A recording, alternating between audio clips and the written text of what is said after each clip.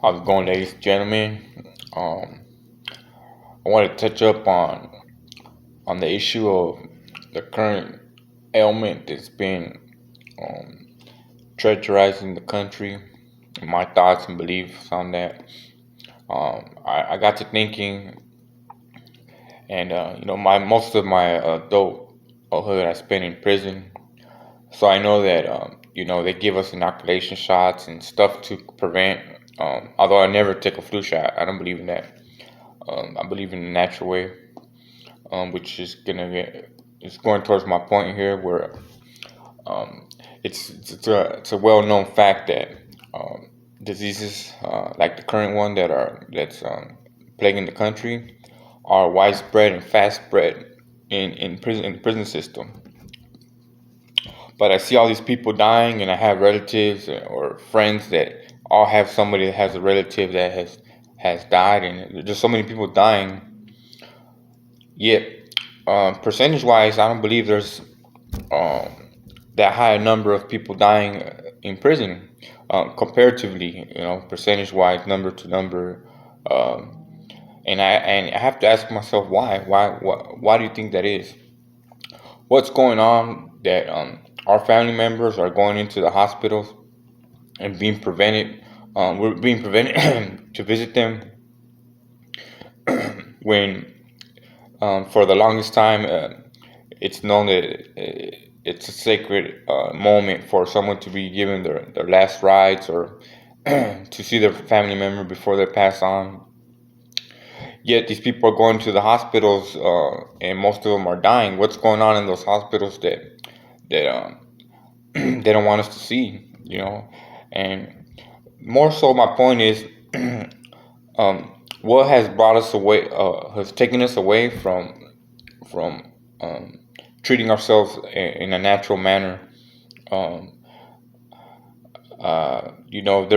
there's cures out there, natural cures for a number of ailments, specifically cancer and AIDS and things like that. But these are things that people like Big Pharma don't want you to know, because you're taking money out of their pockets. You're taking billions of dollars out of their pockets. Yet we've got along for so long on natural remedies, and at some point in our lives, we were convinced that that wasn't the way to go. If a kid has a mild flu, you're running to take her to the hospital. When before we just lay her down and put a hot press on her forehead or his or her forehead and feed him some chicken soup and some vegetables and sweat it out. But at some point in our lives, we were convinced, or the majority was convinced, that we needed to depend on the hospitals to take care of us.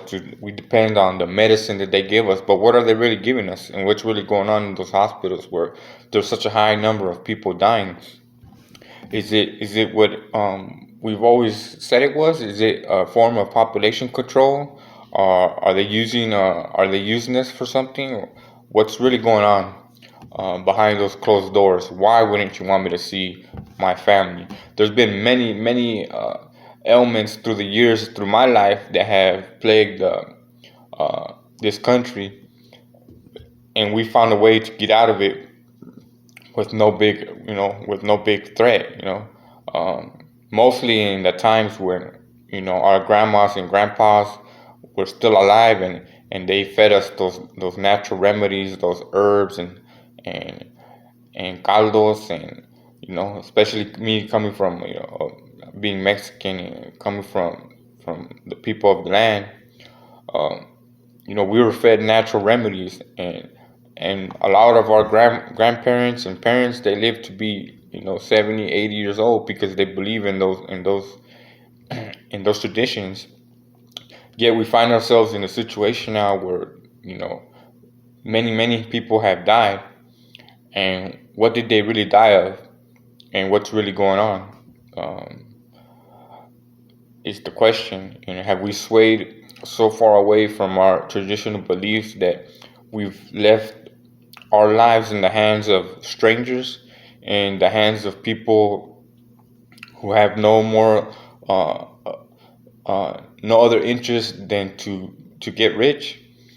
And and those people that have made deals with the devil themselves, that would trade our lives for money. um, we have to think about these things, and we have to go back to what was taught to us and what's proven to be successful. If you have family members, older family members, a lot of them live. Uh, if you could remember of your older families, a lot of them lived a long life. It might have been a hard life. They might have been out in the field working or construction workers, but they lived a long time. And it seems nowadays that more and more people are dying at a younger age and a higher rate. So if we don't think and open our eyes to what's going on around us, we're gonna miss what's really going on, and we're not gonna catch the thieves who are trying to steal our lives uh, over dollars and cents, and those evil perpetrators who decide to let them do their dues, and in the hopes to get their monies, and their hands greased with money. So it's food for thought, and that's not a pun. It's what goes in your body.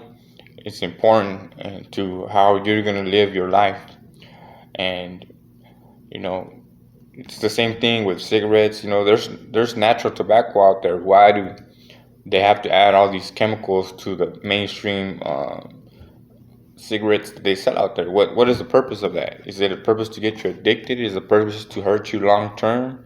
Is it population control? It could be all the above.